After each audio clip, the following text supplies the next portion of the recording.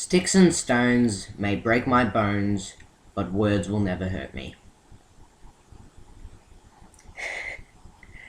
Sticks and stones may break my bones, but words will never hurt me. Just think about that for a second. Words will never hurt me.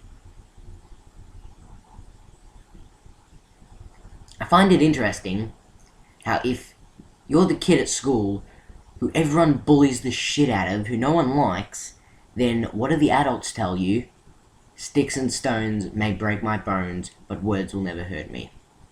If you're the kid bullying the shit out of everyone, being a complete dickhead, and somehow still managing to actually not get your head kicked in, what do people tell you? Some shit like mind over matter, or the pen is mightier than the sword, that crap. It's just a contradiction.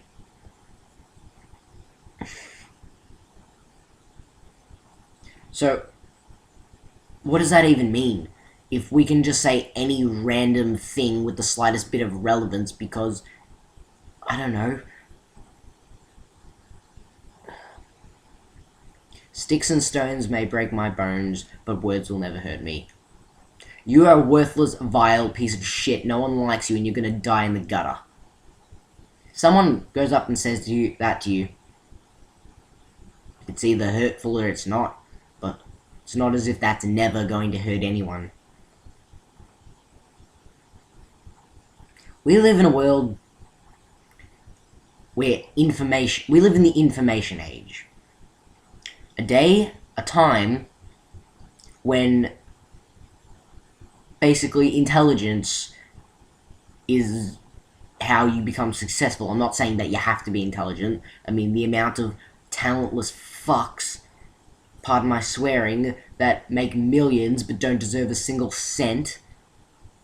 But, I mean, the stuff that sells a lot is technology and well thought out things that require, thought, that require design and stuff like that.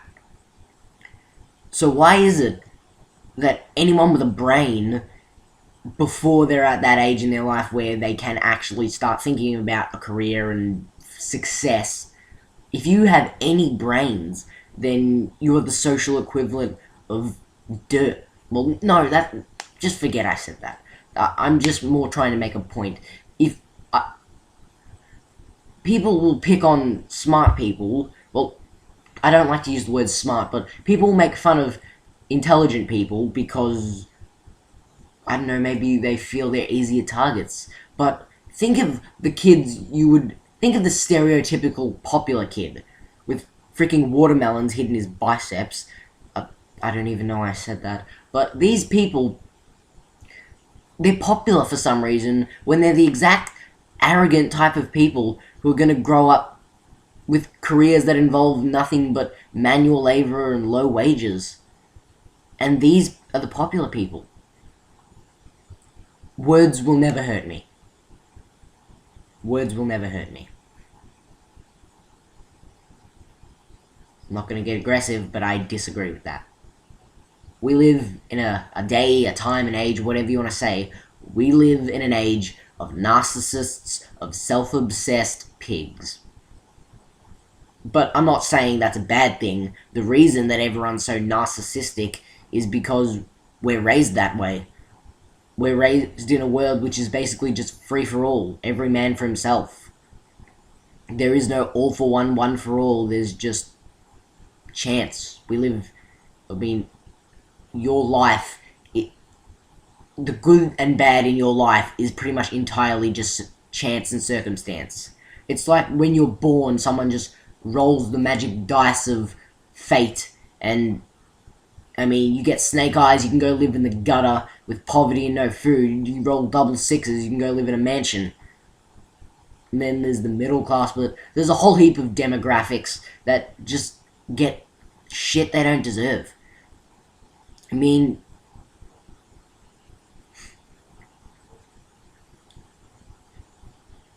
Sometimes you gotta ask yourself, what is a perfect world? Is a perfect world a place where no one says anything mean? No, it's not. That's not a perfect world at all. If no one says anything mean, that means no one has an opinion.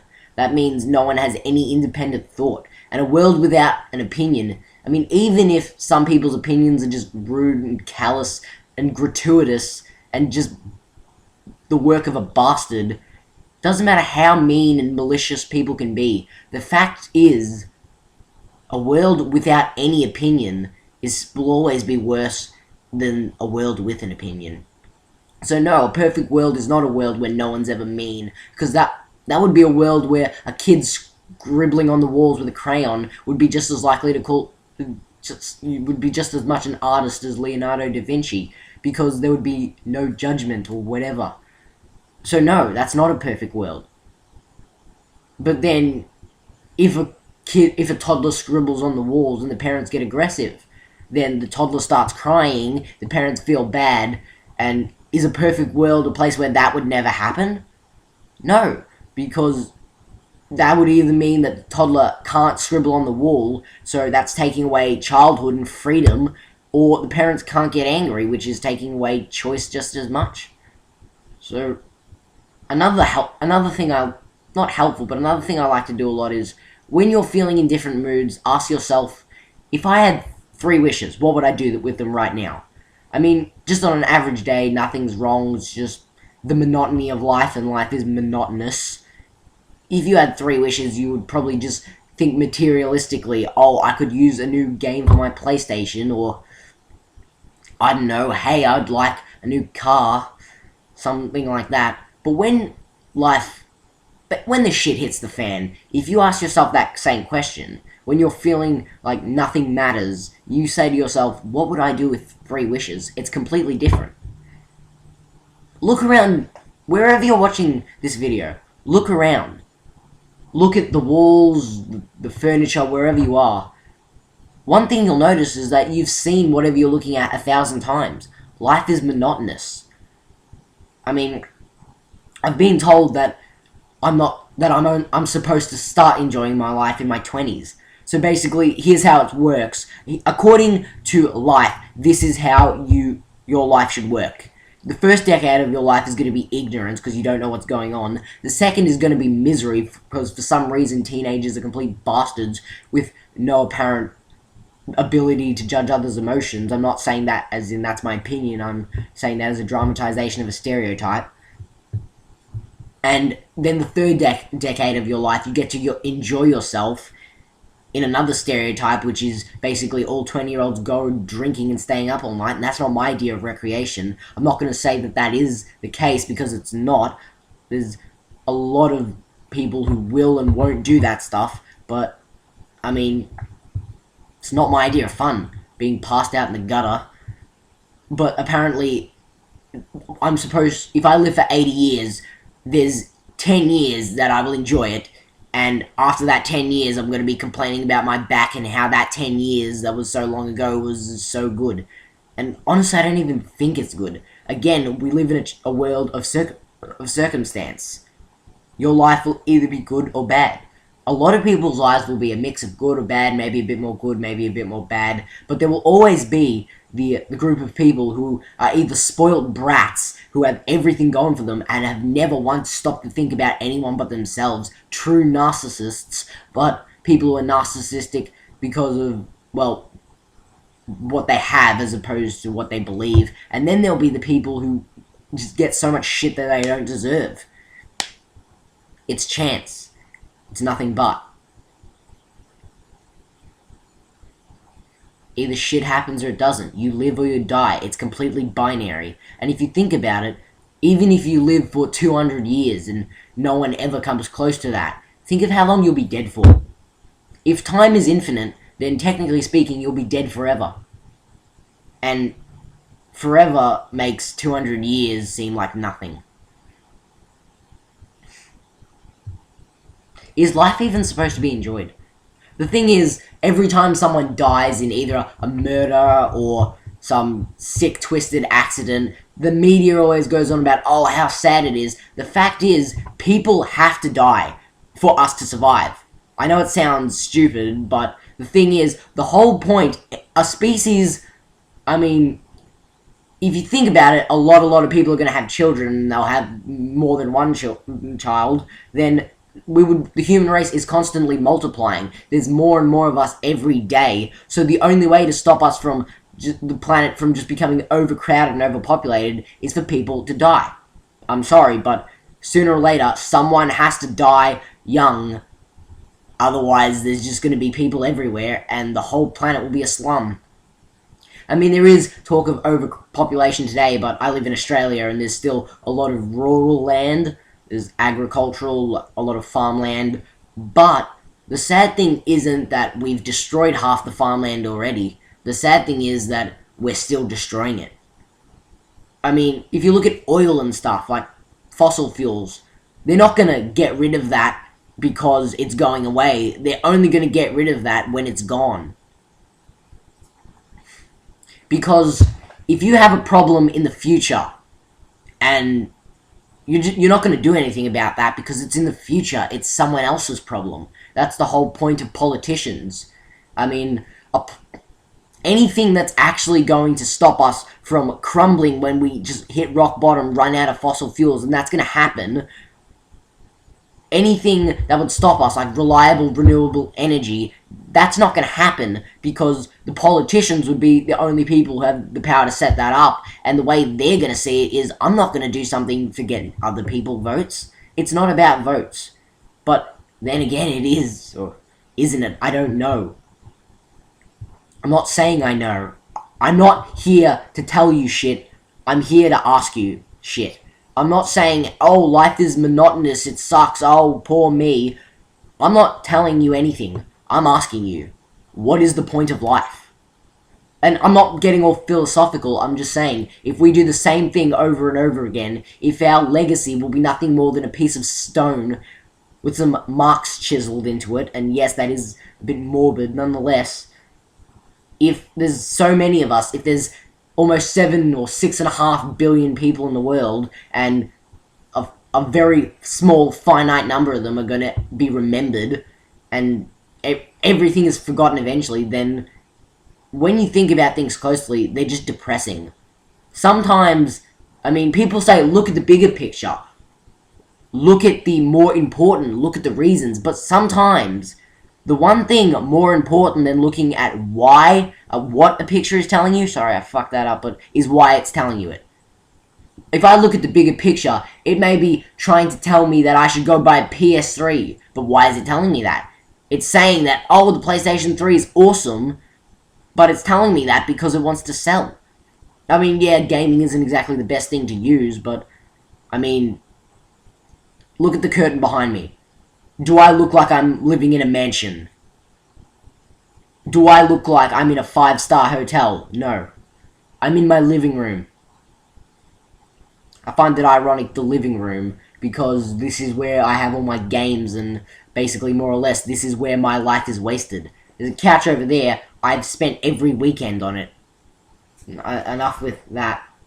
The thing is, politicians, they have to lie. And don't tell me that, no, they're just bastards, or, well, it's not that bad. Whatever opinion you have, my opinion, and that's all it is, my opinion, politicians have to lie.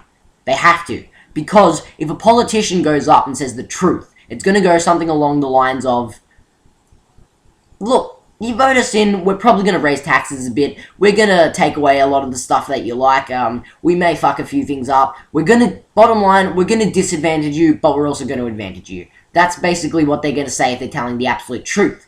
But if they do say something like that, they'll get laughed off of stage and out of politics, and probably out of Australia. So, is it stupid to tell the truth in politics, or are people in general just hypocrites? That, I mean, people go on and on about how politicians are liars and bastards, but if they did tell the truth, it would be such a pathetic truth, such a unappealing reality, that you'd probably just wish they'd start lying again. It's the wool over your eyes. Reality is nothing more. What is real? Lately I've just been thinking real is whatever the corporate snakes in suits want you to believe. Because a lot of the time, no matter how deep you look into something, you're only going to know what people want you to know.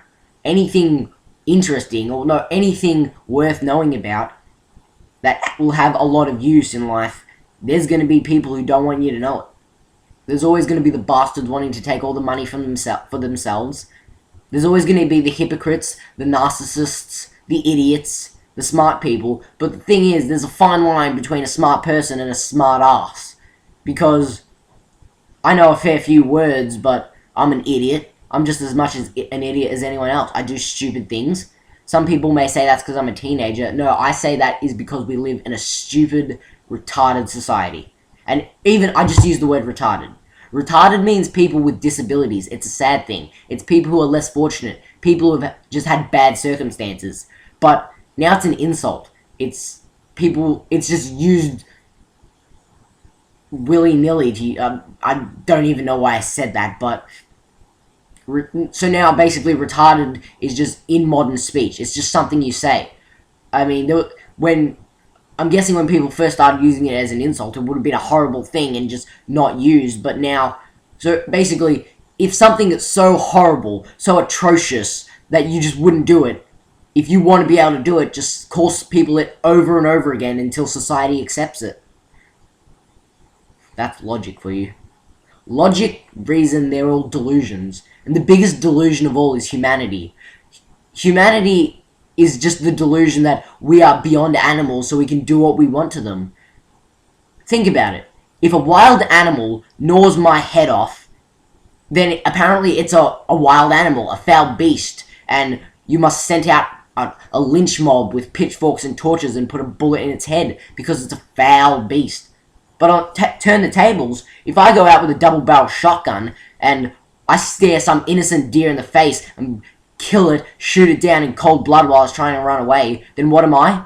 I'm a talented hunter with a new trophy to put on the wall. I once heard someone say, if you want to save an animal, eat it. Because then it will be bred domestically. Domestic animals they've been fucked up by humans. Because, I mean, look at the cows. Cows were originally a lot more aggressive.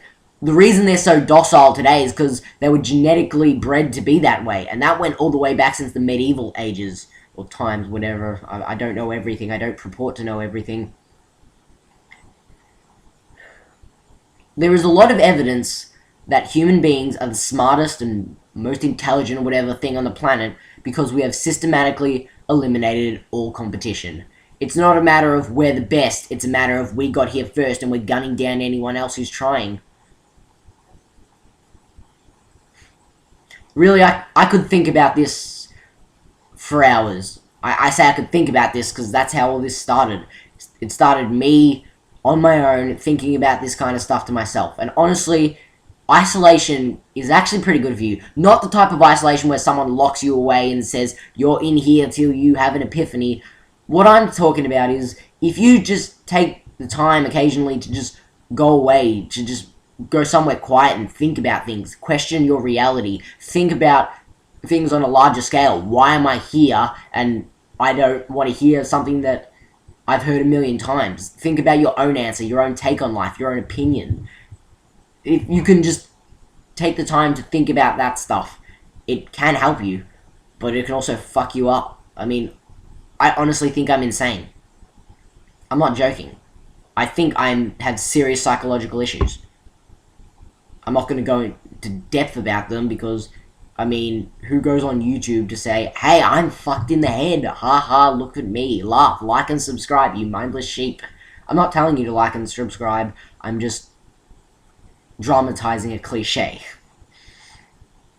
The amount of people who become massive on YouTube by being idiots and then ending all their videos in like and subscribe. I don't want to like. I'm trying to be serious. If anyone likes and says first or any of that crap, you're just a moron. You're the exact people I don't like. I'm not saying don't like this video, but I'm saying if you're going to like something, don't like it because there's 5,000 people who've liked it before. Like it because you think it's good. I'm not saying I'm doing good videos.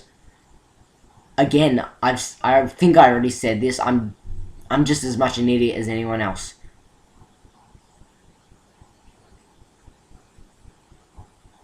I could go on for hours. I've already done 20 minutes. But the thing is, in the end, I'll always find myself walking around in circles.